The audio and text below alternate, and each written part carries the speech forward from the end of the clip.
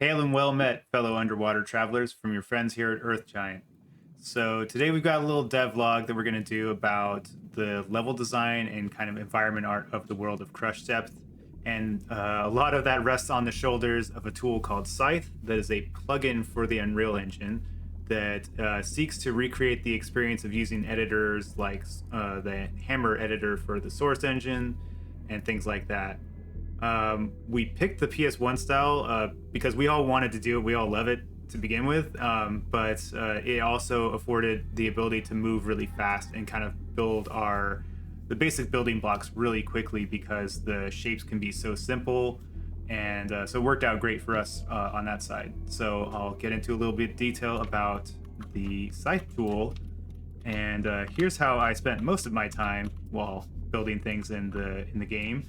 And here we are in Scythe mode. So we can just kind of select this thing right here. And you can see that it is essentially just kind of a modeling tool in a lot of ways. We can select verts, edges, polys, the entire group. But then you can also, really nice thing is you can just create a block and then stash that somewhere where you can save it. And then you can put that block anywhere else in the game if you'd like to. And then they're all just shared instances, so you can quickly, block out a whole entire area. So let's build a fictional room, and I'll just show you how that process worked. So let's say we have a vent on one side and then a doorway on the other, like it's a closet or something like that. So the first thing we'd actually probably do is we'd set our snaps to about 100 units or even maybe 500, so we can kind of keep things relatively close together. And then this very handy way of working, which is using these metrics and things like that to make sure that everything you're doing is kind of sharing a lot of logic. So the ducking height is all the same, the small door frames are all the same, the medium, etc.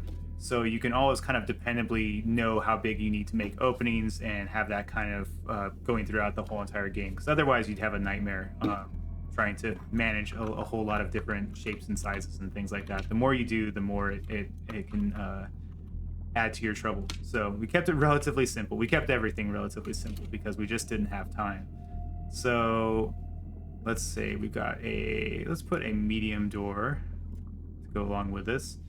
So let's say we've got a little closet here, we've got a medium door, and we've got a little vent that connects or something like that. Let's go find some modular. So let's go find some vent pieces and we'll slap something together really quick. So this vent, let's say, just comes out to a little corner here. Boop, just like that. And then, we can have it go off into something else. Let's see, section 4x. Might have to change our snaps a little bit here. So yeah, what I'm doing is just kind of building out a quick little scenario. So you have kind of a hallway with a bigger door going into another room that has a vent in it. So now we'll get to actually building out the room. And I'm going to scoot this stuff a little bit further back here. All right. Looking good. So now there's a hotkey. You can just hit Shift B while you're in Scythe mode, and that will just create a new box. And it's really nice. You can drag it out like this. Or you can also hold Control and it'll drag it out like this and do kind of like a wall side sort of thing. So we're just going to accept this one, and I'm going to drag this kicking and screaming back up to our floor space. Okay, cool. So the easiest way to kind of manipulate things is just to grab the polygon, just move it on up here. Move this one, shove it on. Oop, here we go. Shove it on over here. And we can actually grab this and snap it and then just embed it by 10 units right there. And do the same thing over here. Oh yeah, this will probably be easier too. Let's make this a room instead of a block so we can actually see what's going on, right? Okay, so select that face. We'll bring this one in and snap that to this face as well. And then just boop, 10 units in just like that. And oh, this is looking much bigger than a closet, isn't it? So let's just bring this guy over here. So There we go. Now we've got ourselves a little room. It's about the right size. We can make the ceiling a little bit taller, something like that. And then we can even kind of shove this over here. It's really easy to just kind of create a lot of shapes. When developing the game, you spend a certain amount of time trying to make sure everything's going to fit together after a while. But just kind of making a one-off room is kind of nice. My inner Bob Ross is soaring right now.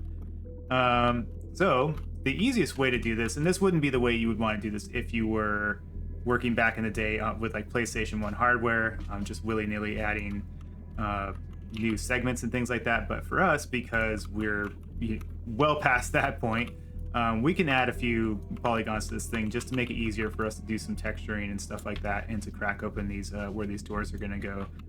So you can see right here, we need to make an opening for this door right here. And so you can grab an edge, create a ring, and then just boop, create a slice going all the way through it, just like that. And then I'll lift this up and snap it to the top of this door frame. So that'll help us create that opening right there. And then likewise, we'll do something for the top of this vent as well. And you can see Scythe is just using the this default texture, but we'll change that in a little bit. Honestly, we should probably put something else on there, but slap that on there just so we can kind of see dimensionality a little bit better. And then there's a little hotkey to align to grid. So now we've got our door and vent both have the, I guess, upper portions of them kind of trimmed out. And so now we'll do this for the main door here. Kind of same thing, just snap it to this guy. And yeah, you can see that's right on there. And then we'll do the same thing with this one. Oh, oops. What am I doing? There we go. Shoot. All right. Cool. So now if we want to, we can just knock this sucker out. Done. Cool. So got an opening there. And then for this one, we'll just do the same thing. Like I was saying, we don't really have to worry too much about adding too many polygons because we're the entire polygon count for the game is probably like the size of like a glove in Call of Duty or something like that, as far as the polygon count. Maybe not even. I don't know. It's crazy now. First thing we'll do is some walls, and actually the first thing we should do is the trim stuff, because I always go down this path where I'm like, yeah, let's get the walls and ceilings trimmed out, and then I do that, and then I inevitably need to make some sort of cut somewhere, and then I have to move some stuff around and textures get stretched, and then you have to remap them. It's just such a hassle, you know? So we're gonna grab this right here and then just hit Shift H, and that's gonna give us something from this hotspot trim D material here, and I'll kind of drag this one in. Actually, let's find the hotspot for that. So this is what that looks like. So you can see these are kind of all the different little pieces that it will grab from, depending on the pixel density that you're looking for. And we're doing 1 meter is 32 pixels because PS1 style rocks. So now let's select this little header guy right here. And oh, you know what? Let's make this hazardous. Let's get hazardous with it. So we've got some nice little caution stripe hazard things that we can use, which is a nice way to kind of add a little bit of drama to it. Let's see what happens if we throw that on this. Might be a little bit too big. No, it's actually fine. I think I'll just go back to a regular trim on these pieces right here. And let that big hazard welcome that. It's just telling you you've come to the danger zone. I'm a dad, I get to make that joke. All right. There we go. So yeah, we'll just trim these out. Super simple. I'm gonna be finicky about this one. Yeah, flip it. If you just kind of smack it a couple of times, it will flip it for you. So there we go. So we've got kind of like a little welcome mat thing right here. And then for the rest of the floor, let's go with, let's pick our wall texture first, and then we'll pick out the floors so they match the walls, right? Move this aside here. Okay, yeah, so now you can see we've got hotspot walls lab selected, and we're just gonna Shift H on that. It's probably not gonna give us what we want, no, because I've got too many patches. So we'll do that one. I'm gonna scoot this a little bit though, just so that it drains not right there on the edge. Yeah, that's a little bit nicer. And then for this wall, we can also just kind of do the same thing. So I'll just grab, actually, there's a nice little shortcut here. Oh, no, not that one. To grab all those wall faces, and let's slap that specific. Again, I'm kind of doing this by specifically selecting this patch. That's kind of how I end up doing a lot of stuff eventually. Okay, so now we've got some nice red stripy walls over there and there. Let's do the same over on this side. Oops. There we go. Slap that on there. Cool. Looking good. So for this side, let's get a little bit more technical with it. Maybe we should do some more structural kind of stuff. So let's go down, let's scoot this aside and come on down to our tilers here. And this is where we got some fun stuff.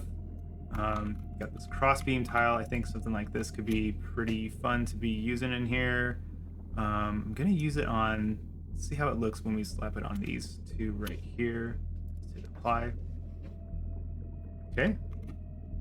All right, so that's, now it's aligned to grid and everything like that. So let's see, is that gonna, never tell if this is actually gonna go right or actually right or left. So let's actually scoot this down, and we'll make this kind of little rung right here.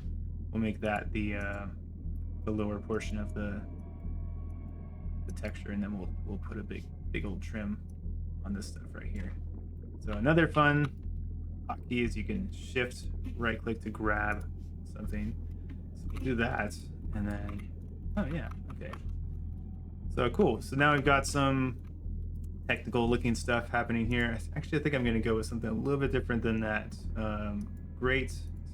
Put that one on here. There we go. Pretty good. And let's see, for this top part right here, let's just bring that over. And so I've basically, so there's a way you can pick up your UVs from right here and move them to the next face. So if, for instance, if I want to do that with this one, you can see it just wraps that texture. So I was able to do that and even skip this because it's such a great tool. It even allows you to just kind of skip over this trim piece and just map that directly over here. But because it's missing some stuff, we're gonna go crank up our, there we go, that black bar back there. All right, so that's looking good. All right, now, so the last things we gotta do is we just gotta maybe, yeah, we can trim out this a little bit. Why not?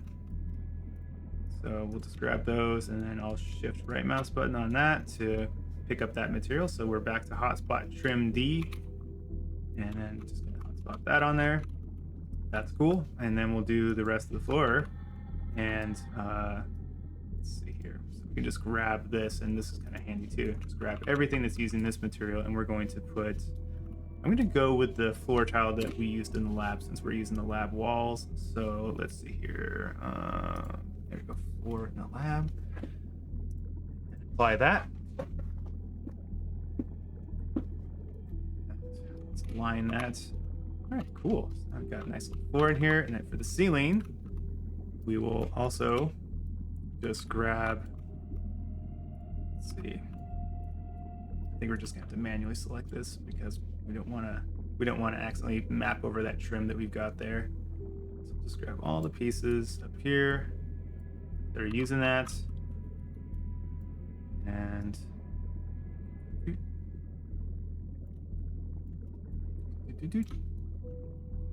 all right. So let's find a ceiling tile. There we go.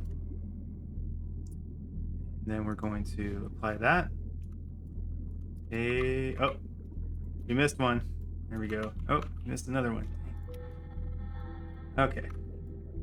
So let's apply that material on there. All right, so our room is looking pretty cool. Let's just do a quick finishing touch and throw a couple of lights in here just for fun, because that is kind of my jam. So I do love the lights.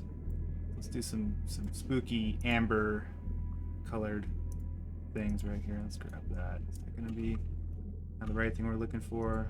Let's pick that up. Oh yeah. Maybe a little bit less red, a little bit more orange. There we go. Let's make our attenuation radius a little bit bigger here.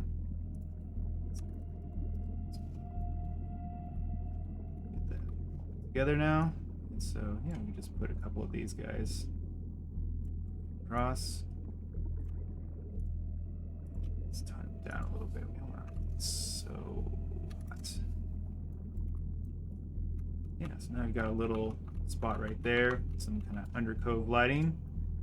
Let's check it out. Okay. And these light fixtures, they're part of the save and load system, so they actually take a minute for some of these functions on them to start working. Yeah, so now we got some emissive right there. So anyways, that's just a really quick speed run showing how we build levels here on Crush Depth and using this really awesome tool. Thank you again to the creators of that. So we'll have the link down in the description of this video. So if anybody's curious, they can go check out Scythe for themselves. I highly recommend it. I have a great time with it. But thank you so much for watching, and I hope this was enjoyable. And stay tuned to our channel because we're going to keep making more and more games, and we hope you come along for the ride. So thank you, and bye-bye.